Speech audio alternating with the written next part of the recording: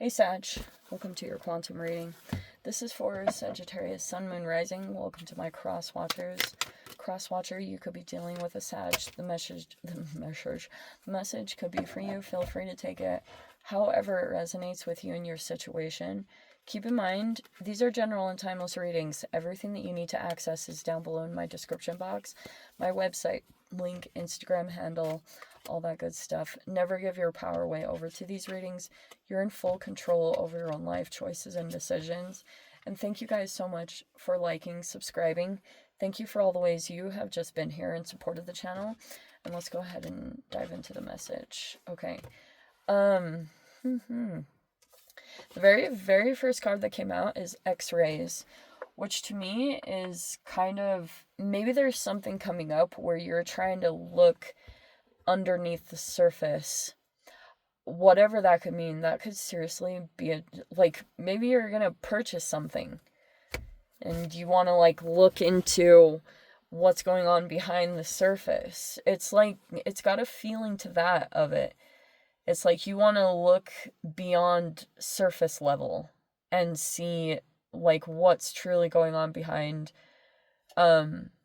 If this is like a situation you're considering going into, a relationship, something you're considering buying, it's like looking at the deeper layers to see if it's like really beneficial for you.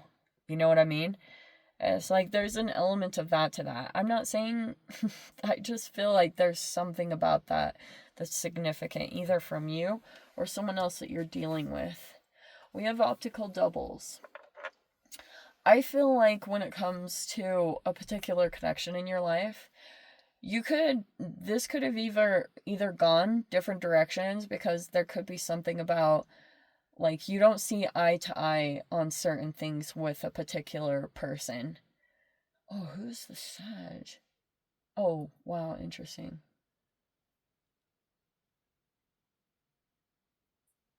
I feel like this is you, Sag. Like, you have this ability to kind of like see things, even though like the surface is one way. It's like you know certain things going on behind the scenes. And maybe you're thinking, like, this is the way it should go, or this is the way it should be, and maybe there's someone here that is not in that same frame of mind. We have the ultraviolet in the center. This tidal force. Water.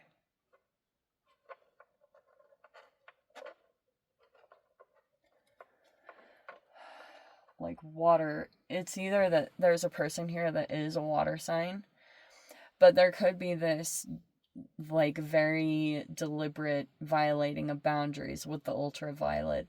That's like one definition. I mean, this is the other interpretation of it, is selective shield. That's like this process is, there's a person that's figuring out how to tighten up boundaries. And there's been repercussions from that, because it's like there's not always a lot you can do. Sometimes things are just straight up a chemical reaction, seriously. And so now there's a person that's basically trying to figure out how to correct that, right? Like, here they figured out that there was an entry point, and now they're trying to figure out how to create more security, or, you know, get that boundary to be like solidified and secured so it can't be accessed again. There's someone here that's in the process of doing that. We have the Eight of Pentacles in the reverse. We have the Seven of Wands. Oh, dang. This is why I love tarot, because sometimes it's like beneficial in a lot of ways. Okay, we have the Queen of Swords, and it's in the reverse. Again, that can talk about like boundaries. Maybe not being strong quite yet. They're in the process of getting stronger. But we have the Two of Swords here. We have the Three of Swords. We have the Five of Wands in the reverse.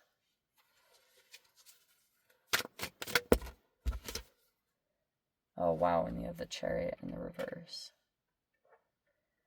So this has kind of been a running theme, I feel like, is just this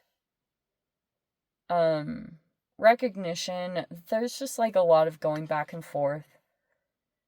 Maybe even defensiveness, either on one side or both sides when it comes to connections.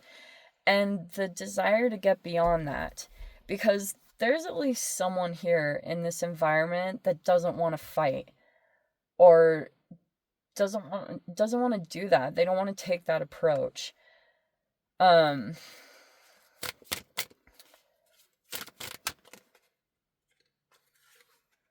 wow, Nine of Cups in the reverse, Queen of Cups, like that's like getting emotionally drained. We have the Lovers and it's in the upright.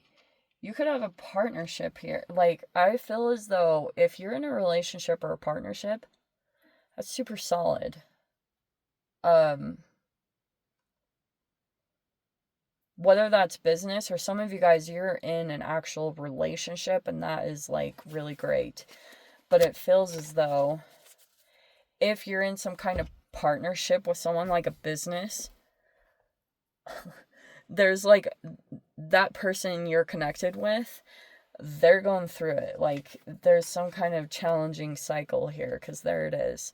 Wheel of Fortune and Nine of Swords. How fascinating.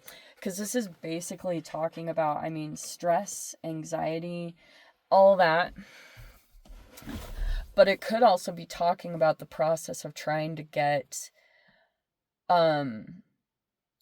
like, overcome that. Actually, that's the positive thing. Believe it or not, final outcome wise, that's like someone that's finally like getting ahead of their anxiety or trying to figure out how, trying to get stronger and not let, it's kind of like overcoming fears. That's been a part of this cycle, because I feel like fear really can do that. Fear and anxiety can kind of put you in a negative cycle unless you figure out how to get control over your mind and be the one in the driver's seat. Like, it's a process. Because I feel like life eventually, if you get some fears that develop, I feel like part of the cycle that transpires for humans is your fears can turn into self-prophecies. And then you kind of work through them and you become more resilient. And then eventually, they don't affect you as bad. You can even see that for yourself. Like, what once truly affected you, it can have a lessened effect, or it doesn't have the same effect that it once quite had. So that's, eventually we're gonna get there. As far as like a fear, that's like, I came across something someone said where they try to do something that they fear every single day. Because that's where your power lies, is going outside of your comfort zone and doing things. And I really try to do stuff like that in my own way. Is like, if I have a fear, I try to completely like go put myself in situations. Yeah, there's safety and security. That stuff does matter. But that's been basically this process. This could be like, Queen of Swords reverse can be a person here that is having to defend the position that they sit in. That could even be back and forth when it comes to this connection, because there could be stuff going back and forth, people kind of going back and forth between, you did this first and you did this first, or you hurt me first, because there's a lot of pain here. And there is almost even like, it feels almost like two mentalities, if that makes sense.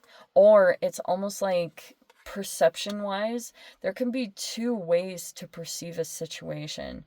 But this can be talking a little bit, the foundation of a lot of this is like confusion or just straight up cognitive dissonance. And that it feels almost like tapping into two different realities. In general, it's like, try to do things to get out of your head and to try to get into more action oriented stuff, because this will seriously, that's why it ends up turning into confusion, because you can just go back and forth so much.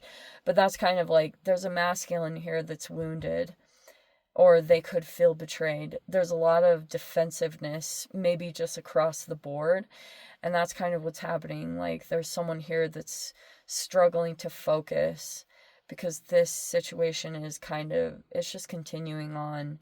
But there's a person here, they don't want to fight, or they don't want to argue, or I don't know, because there's someone here that they could be trying to recover from, like, something that harmed them at one time, whatever time it was. There was something that happened here, and there's this person here that's trying to